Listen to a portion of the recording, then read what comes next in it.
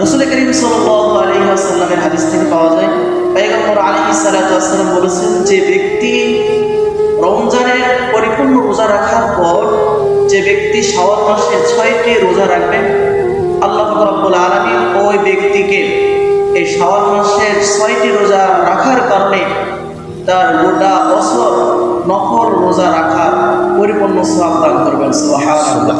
এই জন্য আমাদের কর্তব্য হলো যে আমরা রমজানের রোজা রেখেছি এবং শাওয়াল মাসে, এই শাওয়াল মাসের ভিতরে যে কোনো সময় সিরিয়াল হোক অথবা একদিন 2 দিন পরে হোক অথবা সপ্তাহে হোক, এইরকমভাবে এই মাসের ভিতরে 6টি রোজা যেন আমি আপনি সকলে করি। খেলে আমরা শুধু নয়, মা বোনদেরকেও আমরা করার জন্য উৎসাহিত করবো। মা বোনেরাও খুব ভালো রোজা রাখেন, তাদের জন্য যারা মাসের রোজার ভিতরে অনেক সময় তাদের পিরিয়ডের কারণে রোজা অনেক সময় 5টা 7টা করে নষ্ট হয়ে যায়, করতে পারে না অসুস্থতার কারণে।